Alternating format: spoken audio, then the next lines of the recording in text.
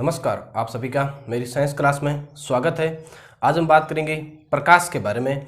प्रकाश के बारे में जानते हैं कि प्रकाश क्या होता है, प्रकाश पर कौन कौन सी घटनाएं आधारित है, प्रकाश की क्या प्रकृति है, उनके बारे में आज अपन अध्ययन करते हैं। तो देखिए दोस्तों, प्रकाश, सबसे पहले बात करते हैं प्रकाश क्या है।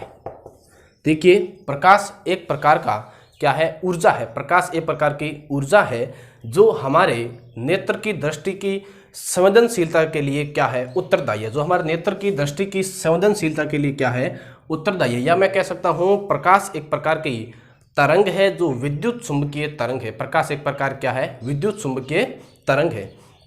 फिर अपन बात करते हैं प्रकाश की प्रकृति के बारे में।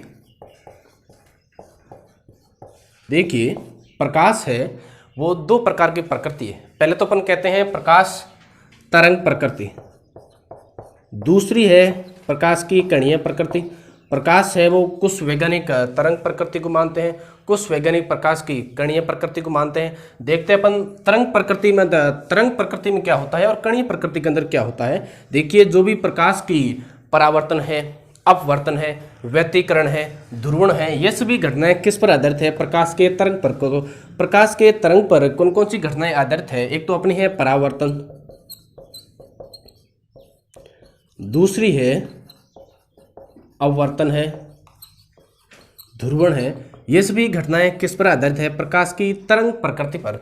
लेकिन जो कॉम्पटन प्रभाव है, ये कॉम्पटन प्रभाव किस पर आधारित है, प्रकाश की कणीय प्रकृति पर। तो अपन कह सकते हैं प्रकाश एक प्रकार की तरंग है या प्रकाश तरंगों के रूप में संचरित होता है। किसके रूप में संचरित होता है, तरंगों के रूप में संचरित होता है। लेकिन कॉम्पटन प्रभाव की अगर बात करें तो प्रकाश है वो एक कणों के रूप में संचरित होता है। तो प्रकाश है वो किसके रूप में संचरित होता है, कणों के रूप में। लेकिन एक वैज्ञानिक है डी ब्रोगली, वैज्ञानिक का नाम क्या है, डी ब्रोगली। डी ब्रोगली ने क्या कहा कि प्रकाश की है वो द्वैतीय प्रकृति होती है। प्रकाश की द्वैत प्रकृति, प्रकाश की द्वैत प्रकृति बारे में किसने बताया, डी ब्रोगली ने। इन्होंने क्या कहा, प्रकाश है वो कण और तरंग दोनों के रूप में संचरित होता है। अर्थात प्रकाश की द्वैत प्रकृति कणीय और तरंग दोनों प्रकार की प्रकृति है। और यह बात किसने कही थी, वैज्ञानिक डी ब्रोगली ने इसके बारे में बताया। फिर दोस्तों आगे अपनी बात करते हैं, इस प्रकाश के द्वारा ही हमें वस्तुएं दिखाई देती है। जो प्रकाश, इस प्रकाश का इस पृथ्वी पर सबसे बड़ा जो स्रोत है वो स्रोत है सूर्य। कौन सा स्रोत है, सूर्य। इस पृथ्वी पर प्रकाश का सबसे बड़ा स्रोत क्या है, सूर्य है। देखिए, सूर्य को अपन कहते हैं एक प्रकार का दीप्त पिंड। क्या कहते हैं, दीप्त पिंड कहते हैं। दीप्त पिंड क्यों कहते हैं, क्योंकि दीप्त पिंड ऐसे पिंड होते हैं जो अपने स्वयं का प्रकाश उत्पन्न करते हैं, जो अपने स्वयं के प्रकाश से चमकते हैं। ऐसे पिंड क्या कहलाते हैं, दीप्त पिंड कहलाते हैं। जिसमें अपना हो गया सूर्य है, जैसे तारे हैं, ये भी क्या है, एक प्रकार के दीप्त पिंड है। लेकिन अगर मैं बात करूं चंद्रमा के बारे में, किसके बारे में, चंद्रमा के बारे में, तो चंद्रमा एक प्रकार का दीप्त पिंड नहीं है, क्योंकि चंद्रमा है वो अपने स्वयं के प्रकाश से नहीं चमकता है।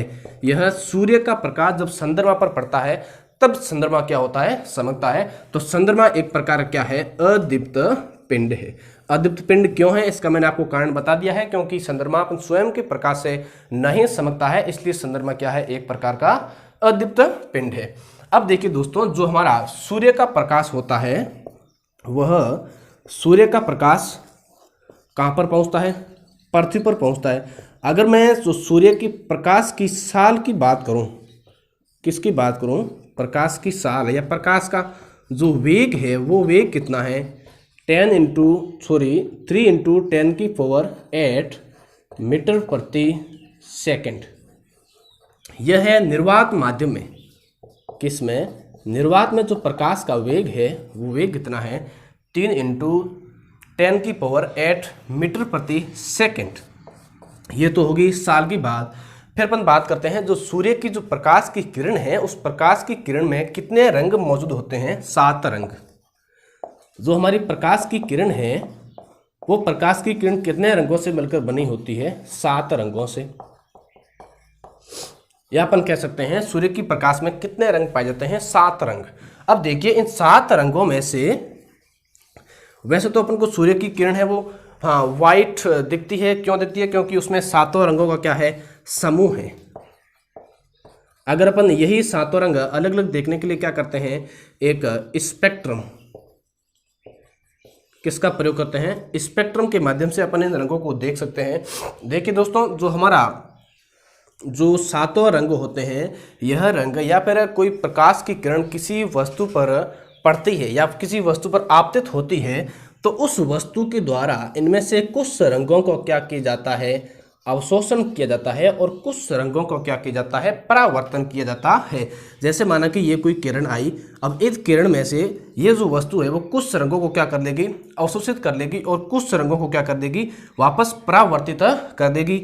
और जो परावर्तित रंग है वो कहाँ पर आते हैं?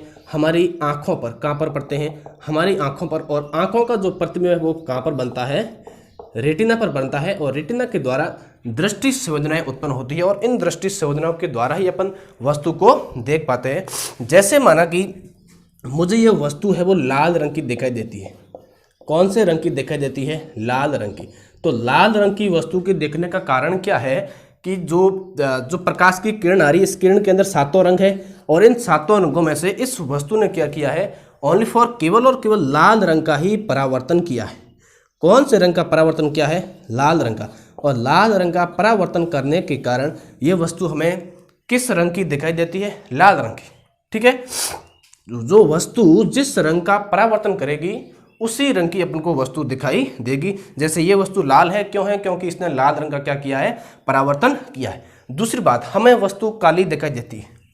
हमें वस्तु कैसी दिखाई देती है? काली। काली दिखने का कारण क्या है?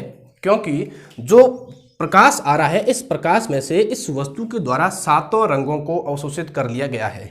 7 रंगों को अवशोषण करने के पश्चात हमें वस्तु कैसी दिखाई देती है? काली। तीसरी बात है, हमें वस्तु सफ़ेद दिखाई देती है। कैसी दिखाई देती है? सफ़ेद। तो वस्तु के सफ़ेद दिखने का कारण है कि जो भी प्रकाश की किरणें आ रही है, इन किरणों को या इन रंगों को ये प्रकाश ये वस्तु क्या कर देगी? परावर्तित कर देगी। एक भी रंग का ये वस्तु अवशोषण नहीं करती है, इसलिए ये वस्तु हमें कैसी दिखाई देती है? सफ़ेद। तो ये हो गया वस्तुओं के देखने का कारण लाल, लाल रंग का परावर्तन, काली, सभी रंगों का अवशोषण। सभी रंगों को क्या करती है? अवशोषण करती है। और वस्तु के सफ़ेद दिखने का कारण है यह सभी रंगों का क्या करती है? परावर्तन करती है। और परावर्तन के कारण ही हम प्रत्येक वस्तु को देख पाते हैं। परावर्तन क्या होता है आगे थोड़ी सी अपन बात करते हैं परावर्तन के बारे में। जो हमारा परावर्तन है, प्रकाश का किसी भी वस्तु से टकराकर उसी माध्यम में जाना क्या कहलाता है? परावर्तन। देखिए परावर्तन है वो 2 प्रकार का। परावर्तन है वो 2 प्रकार का। एक तो परावर्तन है नियमित परावर्तन, दूसरा अपना परावर्तन है वो है विस्तृत परावर्तन। अब अपन बात करते हैं कि जो हमारा नियमित परावर्तन क्या होता है और विस्तृत परावर्तन क्या होता है। जैसे देखिए दोस्तों, नियमित परावर्तन के अंदर, नियमित परावर्तन में क्या होगी? जो हमारी परावर्तक पृष्ठ है वो क्या होगी? एकदम चिकनी होगी। एकदम क्या होगी? चिकनी, या अपन कह सकते हैं समतल परावर्तन पृष्ठ। ये देखिए, ये किरणें आ रही है, आपतित किरण, और ये किरणें वापस क्या हो रही है? परावर्तित हो रही है। अब इस समतल जो पृष्ठ है, इस पृष्ठ की विशेषता ये है कि जब कोई प्रकाश की किरण समतल पृष्ठ पर आपतित होती है तो सारा का सारा प्रकाश है वो एक निश्चित दिशा के अंदर भेज दिया जाता है। एक निश्चित दिशा में भेज दिया जाता है। जो प्रकाश है वो बिखरता नहीं है। लेकिन जो हमारा विस्तृत परावर्तन है, इस विस्तृत परावर्तन के अंदर जो परावर्तक पृष्ठ है वो क्या होती है? खुरदरी। वो क्या होती है? खुरदरी। जैसे देखिए, ये इस प्रकार की परावर्तक पृष्ठ होती है और इस पर जो प्रकाश आपतित होता है वो प्रकाश है वो सभी दिशाओं में क्या हो जाता है? बिखर जाता है। जैसे देखो, ये किरणें आ रही है, ये किरणें अलग अलग दिशा में क्या हो रही है? वापस परावर्तित हो रही है। तो कहने का मतलब है विस्तृत परावर्तन के अंदर जो भी प्रकाश आ रहा है वो प्रकाश सभी दिशाओं के अंदर फैल जाता है। तो विस्तृत परावर्तन के कारण ही हमें अधिकांश वस्तुएं दिखाई देती है। विस्तृत परावर्तन जैसे देखिए, जो खिड़की है, जो दरवाज़ा है या दीवार है या धूल मिट्टी के कण है, इनसे जो प्रकाश का जो परावर्तन होता है वो होता है विसरित परावर्तन, क्योंकि इनकी जो पृष्ठ है वो कैसी पृष्ठ है, खुरदरी पृष्ठ है। लेकिन अपन अगर इसके अंदर बात करें, जैसे अपना समतल दर्पण हो गया, तो समतल दर्पण से किस प्रकार का परावर्तन होता है, नियमित परावर्तन, क्योंकि इसकी जो पृष्ठ है वो क्या है, चिकनी पृष्ठ है, और इस चिकनी पृष्ठ के द्वारा सारा प्रकाश है वो एक दिशा के अंदर ही भेजा जाएगा। आगे अपन बात करते हैं परावर्तन के नियमों के बारे में। परावर्तन, रिफ्लेक्शन, बात करते हैं अपन परावर्तन के बारे में। तो परावर्तन भी है वो एक प्रकाश की घटना पर आधारित है, प्रकाश की तरंग प्रकृति पर आधारित घटना है। बात करते हैं, देखिए दोस्तों, परावर्तन क्या होता है, जब कोई प्रकाश की किरण एक माध्यम से गमन करती हुई जब दूसरे माध्यम के किसी भी पृष्ठ से टकराती है, तो उस टकराने के पश्चात वापस किरण है वो उसी माध्यम में चली जाती है। उसी माध्यम में जाना परावर्तन, लेकिन वो दूसरे माध्यम में प्रवेश करती है तो अपना हो जाएगा अपवर्तन। अपन यहाँ पर पढ़ रहे हैं परावर्तन, तो प्रकाश की किरण है वो वापस उसी माध्यम में चली जाएगी। तो अपन देखते हैं इसकी परिभाषा। जब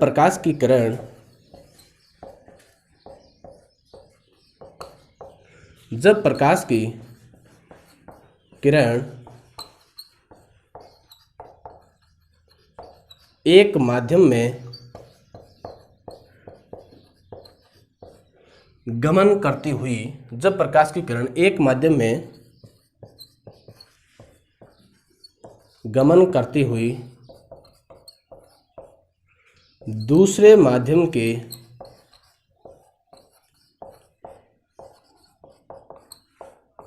पृष्ठ से टकराकर, दूसरे माध्यम के पृष्ठ से टकराकर वापस या पुनः उसी माध्यम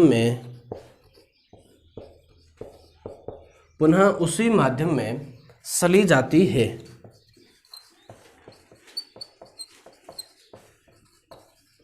प्रकाश की यह घटना क्या कहलाती है, यह घटना क्या कहलाती है, यह घटना प्रकाश का परावर्तन कहलाती है।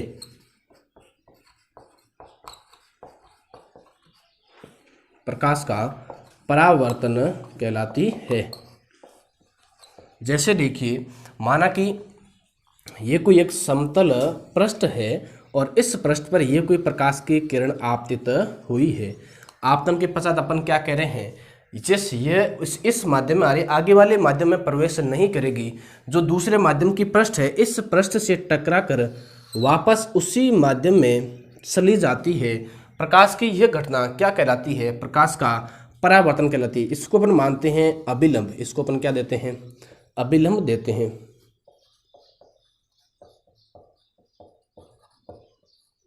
अब यहाँ पर देखिए, आने वाली प्रकाश किरण को अपन क्या कहते हैं, आपतित किरण। क्या कहते हैं, आपतित किरण। तो यह आपतित हो रही है इसलिए इसे कहते हैं आपतित किरण।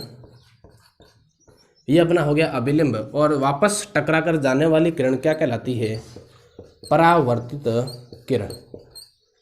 तो ये होगी अपनी परावर्तित किरण। ध्यान दीजिए, यहाँ पर जो कोण बनेगा उस कोण को अपन कहते हैं कोण आई। क्या कहते हैं, कोण आई। और अभिलंब और परावर्तित किरण के मध्य जो कोण बनेगा उसे अपन कहते हैं कोण आर। क्या कहते हैं, कोण आर। कोण आई आपतन कोण और कोण आर अपना क्या हो जाएगा, परावर्तन कोण। अब ध्यान दीजिए, अगर अपन नियमों की बात करते हैं परावर्तन के, तो परावर्तन के दो नियम हैं। कितने नियम हैं, दो नियम हैं। ज़्यादा कुछ डिफिकल्ट नहीं है, सरल है और इम्पोर्टेंट भी है, क्योंकि एग्जाम के अंदर यहाँ से क्वेश्चन भी बनते हैं। देखिए दोस्तों, अगर अपन बात करें परावर्तन के नियमों के बारे में, तो इसके दो नियम हैं, जिसके अंदर अपन पहले नियम की बात करें तो पहला नियम ये कहता है कि आपतित किरण, अभिलंब और परावर्तित किरण तीनों एक ही तल में व्यवस्थित होने चाहिए। और यहाँ पर अपने पास में तीनों एक ही तल में क्या है, व्यवस्थित है। तो अपन पहले नियम को क्या लेंगे, आपतित किरण, अभिलंब और परावर्तित किरण तीनों एक ही तल में व्यवस्थित होते हैं।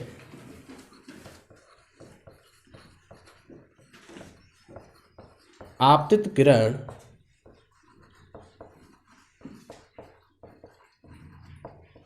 अभिलंब और परावर्तित किरण तीनों एक ही तल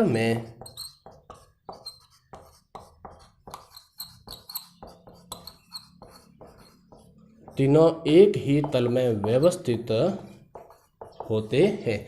यह अपना हो गया परावर्तन का पहला नियम। जो आपतित किरण है, जो परावर्तित किरण है, जो अपना अभिलंब है, तीनों एक ही तल में क्या होते हैं, व्यवस्थित होते हैं। अगर अपन बात करें दूसरे नियम की, तो दूसरा नियम यह कहता है कि आपतित कोण और परावर्तित कोण का मान क्या होता है, बराबर होता है। इसका मतलब ये है कि कोई भी आपतित कोई भी किरण है वो अभिलंब के साथ जितने डिग्री का कोण बनाती है, तो वापस टकराकर जाते समय वो उतने ही डिग्री के कोण का निर्माण करती है। माना कि यह किरण, इस आपतित किरण और अभिलंब के साथ में 40 डिग्री कोण का निर्माण होता है, तो वापस जब ये किरण परावर्तित होगी तो उस समय भी अभिलंब और परावर्तित किरण के बीच में भी कोण का मान कितना होगा, 40 डिग्री कोण से वापस क्या होगी, परावर्तित होगी। तो अपन कह सकते हैं आपतन कोण आई, आपतन कोण किससे प्रदर्शित करते हैं, आई से, और अपना परावर्तित कोण,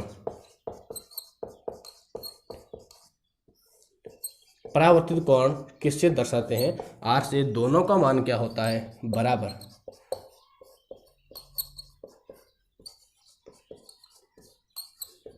दोनों का मान क्या होता है, बराबर होता है। अपन कह सकते हैं कोण आई इजिकल टू कोण आर, दोनों कोणों का मान क्या होगा, बराबर होगा। अगर कोण आई का मान 50 डिग्री है तो कोण आर का मान भी कितना होगा, 50 डिग्री, क्योंकि इस नियम के अनुसार। आगे अपन बात करते हैं समतल दर्पण के अंदर किस प्रकार के प्रतिबिंब का निर्माण होता है।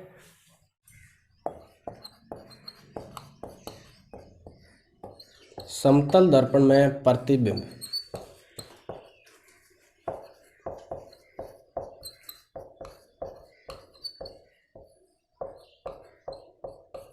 बात करते हैं जो हमारा समतल दर्पण होता है, उस समतल दर्पण के अंदर प्रतिबिंब का निर्माण किस प्रकार होता है, प्रतिबिंब अपन को कैसा दिखाई देता है, वास्तविक, उल्टा, आभासी या फिर वस्तु के बराबर।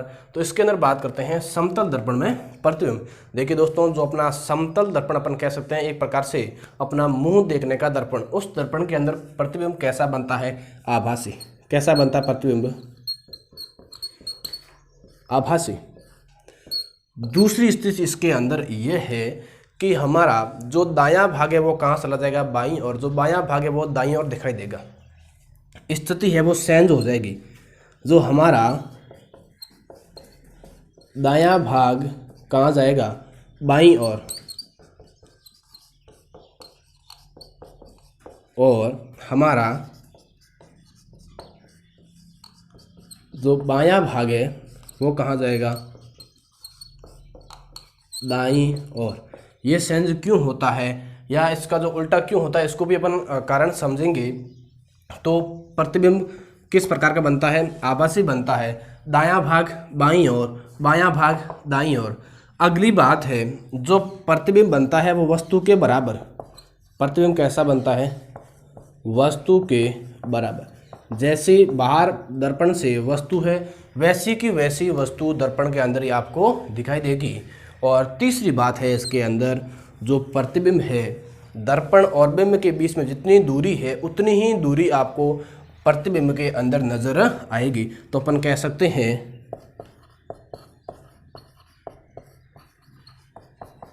बिंब और दर्पण के 20 की दूरी के बराबर प्रतिबिंब बनता है। जैसे माना कि आपका ये कांच है, ये आपका क्या है, एक कांच है, और आपकी और कांच के बीच में दूरी है माना कि 5 सेंटीमीटर। ये आप खड़े हैं यहाँ पर, और आपकी और कांच के बीच की दूरी कितनी है, 5 सेंटीमीटर। तो आपका जो प्रतिबिंब बनेगा वो इस दर्पण के अंदर, उसकी भी दूरी कितनी होगी, 5 सेंटीमीटर। अर्थात अपन कह सकते हैं जितनी बाहर दूरी है उतनी ही दूरी अपन को कांच के अंदर दिखाई देगी। तो दूरियां दोनों ओर क्या होगी, समान होगी। अगर मैं आपके सामने एक क्वेश्चन रखूं कि बिंब और दर्पण के बीच में 5 सेंटीमीटर दूरी है, तो आप मुझे बताइए बिंब और प्रतिबिंब के बीच में दूरी कितनी होगी। तो दूरियां कितनी हो जाएगी, 5 और 5 दूरियां कुल कितनी दूरी हो जाएगी, 10 सेंटीमीटर। कुल दूरी वो कितनी हो जाएगी, 10 सेंटीमीटर। अब दोस्तों इसके अंदर अपन यह बात करते हैं कि जो दर्पण के अंदर दायां भाग है वो बाईं ओर और वो जो बायां भाग है वो दाईं ओर क्यों जाता है। जैसे माना कि अब देखिए दोस्तों अपन बात कर रहे हैं कि अपन को जो दायां भाग है वो बाईं ओर और बायां भाग दाईं ओर क्यों दिखाई देता है, क्योंकि इसलिए दिखाई देता है क्योंकि जैसे ही माना कि ये अपना क्या है, कांच है, ये अपना क्या है, कांच है, और मेरे को कांच के अंदर क्या देखना है, सेरा देखना है। तो मैं क्या करूंगा, कांच के अंदर सेरा देखने के लिए, जैसे माना कि ये कांच है, अब मैं ऐसे तो सेरा देख नहीं सकता, अब सेरा देखने के लिए क्या करूंगा, मैं इसके सामने जस्ट 180 डिग्री से क्या करूंगा, घूमूंगा, और जैसे ही मैं घूमूंगा तो मेरा अपने आप दायां भाग है वो कहाँ चला जाएगा, बाईं ओर, बायां भाग है वो कहाँ चला जाएगा, दाईं ओर। अर्थात अपन अपना सेरा देखने के लिए, कोई भी वस्तु देखने के लिए कांच के सामने उसको 180 डिग्री से क्या करते हैं, घुमाते हैं। जैसे मैं आपके सामने एक और एग्जाम्पल लेता हूँ। जैसे देखिए ये क्या लिखा हुआ है, पी लिखा हुआ, क्या लिखा हुआ है, पी लिखा हुआ है, और आप इस क्या करते हो, इस पी को जैसे ही कांच के अंदर देखते हो तो आपको क्या दिखाई देगा, क्यू। क्यू क्यों दिखाई देगा, क्योंकि जो पी का दायां भाग है वो कहाँ चला गया, बाईं ओर, और जिसका बायां भाग है वो कहाँ आ गया, दाईं ओर। इसका मतलब उल्टा हो गया, और उल्टा इसका होता है क्यू। तो जैसे देखिए अब ये इसकी स्थिति है वो क्या है, समान स्थिति है, ठीक है। अब अपन इस स्थिति में कांच के अंदर इस प्रतिबिंब को नहीं देख सकते, तो इसके लिए अपन क्या करेंगे, मैं कागज़ को इसके सामने लाऊंगा, तब भी नहीं देख सकता, लेकिन मैं इस पी को देखने के लिए कागज़ को क्या कर रहा हूँ, घुमा रहा हूँ। कागज़ को मैं क्या कर रहा हूँ, पहले ये कागज़ था, पी आगे लिखा हुआ है, तो अपन पी को देखने के लिए क्या करेंगे, कांच के सामने इसको घुमाएंगे। जैसे ही अपन घुमाते हैं तो अपन ने क्या किया, अपन ने खुद ने क्या किया, पी के दाएं भाग को बाईं ओर लेके आगे और बाएं भाग को दाईं ओर लेके आगे। तो अपन खुद इसकी स्थिति चेंज कर रहे हैं। तो कहने का मतलब है जो दायां भाग है वो बाईं ओर अपने आप ही जाएगा। क्यों जाएगा, क्योंकि अपन किसी भी वस्तु को कांच के अंदर देखने के लिए उसको 180 डिग्री से क्या करते हैं, घुमाते हैं। इसलिए जो हमारा प्रतिबिंब है वो कहाँ जाएगा, दायां भाग है वो बाईं ओर और बायां भाग है वो दाईं ओर, क्योंकि अपन स्वयं 180 डिग्री से उस दर्पण के सामने घूमते हैं, जिसके कारण अपनी स्थिति वो क्या होती है, चेंज हो जाती है। और बाकी का जो भाग है वस्तु के बराबर ही उसका प्रतिबिंब बनेगा। वस्तु और दर्पण के जितनी भी इसकी दूरी है उतनी ही दूरी का कांच के अंदर भी समान दूरी का प्रतिबिंब का निर्माण होगा। तो ये तो होगी अपने समतल दर्पण के द्वारा प्रतिबिंब का निर्माण। आगे अपन कल की क्लास में पढ़ेंगे गोलीय दर्पण के बारे में, जिसमें गोलीय दर्पण के द्वारा किस प्रकार के प्रतिबिंब का निर्माण होता है, कौन कौन से दर्पण होते हैं। आज की क्लास में इतना ही। Thanks, all the best.